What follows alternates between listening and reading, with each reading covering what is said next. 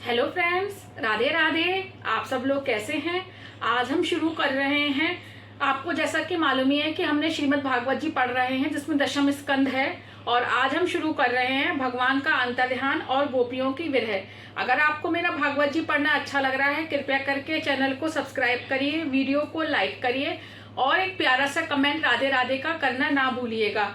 और राधे राधे। भगवान का अंतर्ध्यान और गोपियों की विरह। श्री कृष्ण ने गोपियों को मान दिया तो उनको अभिमान ने घेर लिया। गोपियां मानने लगी, वैसे तो श्री कृष्ण हमारे प्रति आसक्त थे ही, किंतु आसक्त न होने का दिखावा कर रहे थे। गोपियों में अभिमानवश ऐसा लौकिक भाव जागा कि तुरंत ही श्री कृष्ण अदृश्य हो गए। भगवान के अंतर्ध्यान होने का अर्थ क्या है? वैसे तो भगवान सर्वत्र सर्वव्यापी हैं, वह अदृश्य तो हो ही नहीं सकते। तो अंतर्ध्यान होने का अर्थ है कि जीव की आंखों पर अभिमान का पर्दा छा जाने से प्रभु का दिखाई ना देना। गोपी जीव अभिमान से फूल गया तो श्री कृष्ण अदृश्य हो गए। ब्रजवासी मानते हैं उस समय श्री कृष्ण ने पीताम्बर का घूंघट खींच लिया था। सो सखियां भ्रम में फंस गई थी कि वह भी एक सखी ही है। परमात्मा तो सर्वव्यापक है। गोपियां उनको बाहर ढूंढ रही हैं, किंतु रास मंडली में नहीं। भगवान को तो अपने हृदय में ही ढूंढना है।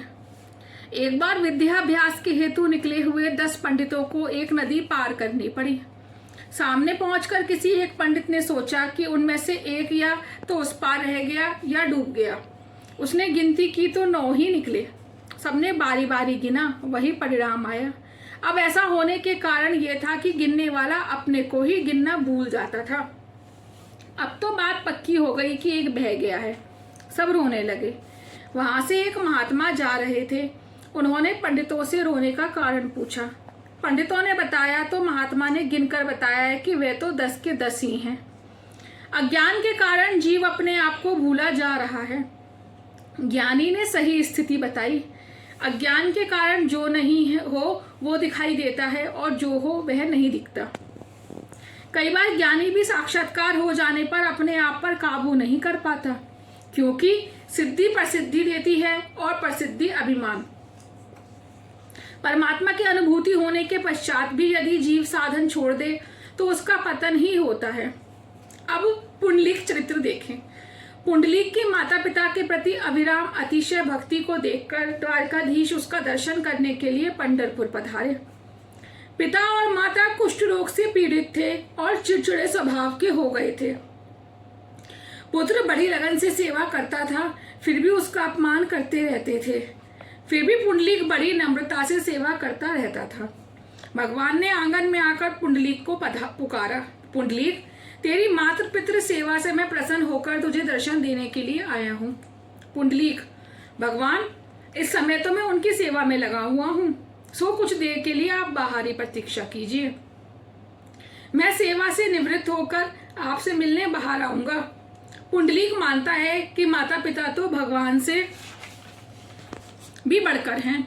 उनकी सेवा की तभी तो भगवान उससे मिलने के लिए आए हैं। सुख संपत्ति मिलने पर भगवान भजन मत छोड़ो। यह तो भक्ति है जो भगवान से भी प्रतीक्षा करा सकता है। भगवान को विश्राम करने के हेतु पुंडलीक ने एक ईंट दी और उस पर खड़े रहने को कहा।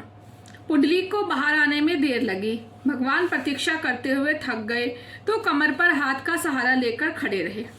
भगवान की उस मुद्रा का अर्थ यह है कि उनके चरणों का आश्रय लेने वाले के संसार सागर कटी तक ही गहरा है, अन्यथा आज तक इसमें न जाने कितने जीव डूब गए हैं। माता पिता की सेवा पूरी कर लेने के बाद पुंडलीक बाहर आकर भगवान से मिला। उसे प्रत्यक्ष परमात्मा मिले, फिर भी उसने साधन नहीं छोड़ा। यदि साधन छूट जाएगा तो प्रभु अंतर्ध्यान हो जाएंगे। रास के समय गोपियों के मन में अभिमान आया, सो श्री कृष्ण अदृश्य हो गए। गोपियों ने सोचा कि वैसे तो कृष्ण हमारे सौंदर्य में लुब्ध थे ही, किंतु अनासक्त होने का दिखावा कर रहे थे। भगवान अंतर्ध्यान हुए। वे वहीं थे, किंतु गोपियां उन्हें देख नहीं पाती थीं। भगवान तो उनके हृदय में समा गए, किंतु गोपियां उन्हें बाहर ढूंढ रही थीं, सो मिल ना पाए। ईश्वर तो आपके निकट आते हैं, किंतु वासना के आच्छादन के कारण वह दिखाई नहीं देते। ईश्वर सभी के हृदय में हैं, फिर भी सब उन्हें देख क्यों नहीं पाते। जीव जब तक भगवान की ओर देखता नहीं है तब तक उसकी वह भी सुध नहीं लेते। भगवान सभी जीवों से कहते हैं, मैं तो तुम्हें अपनाने के लिए तैयार हूं, किंतु तुम भी तो मेरे पास आओ। जीव भी गोपियों की भांति बाहर आनंद ढूंढता है, अंदर नहीं। तभी तो भगवान उसे मिल नहीं पाते। यदि स्त्री, वस्त्र, धन आदि तुम्हें आनंद देते हैं तो उनके वियोग के समय तुम्हें दुख भी तो होगा। तुम्हारा आनंद स्वाधीन होना चाहिए, पराधीन नहीं। दृष्टि अंतर्मुख करो, परमात्मा को अपने हृदय में ही निहारो। मात्र भगवान ही आनंद रूप है, यह सारा विश्व तो दुख रूपी है। वियोग का अर्थ है विशिष्ट योग। गोपी का मन श्री कृष्ण में है।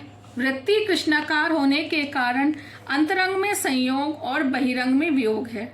सखियां वन के पत्ते पत्ते और फूल फूल से कृष्ण का पता पूछ रही हैं। कहीं मेरे श्याम सुंदर को तो नहीं देखा, कोई तो बताओ। वियोग के कारण गोपियां ऐसी बावली हो गई हैं कि उन्हें यह भी याद नहीं है कि फूल, पत्ते, वृक्ष तो जड़ है, बोल नहीं पाते।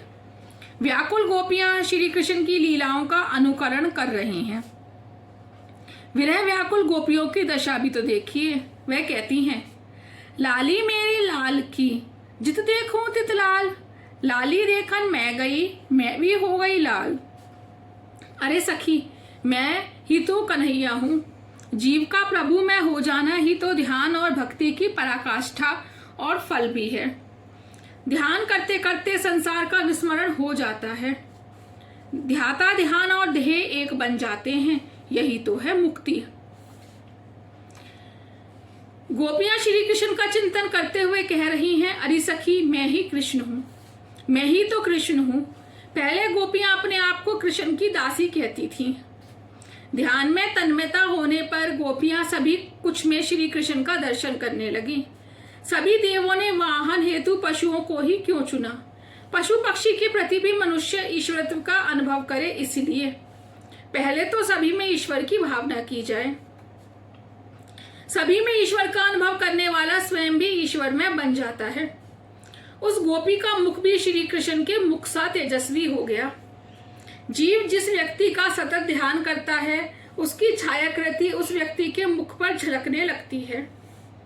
एक गोपी ने बाल कृष्ण का रूप लेकर कालिया नाग का दमन करना चाहा।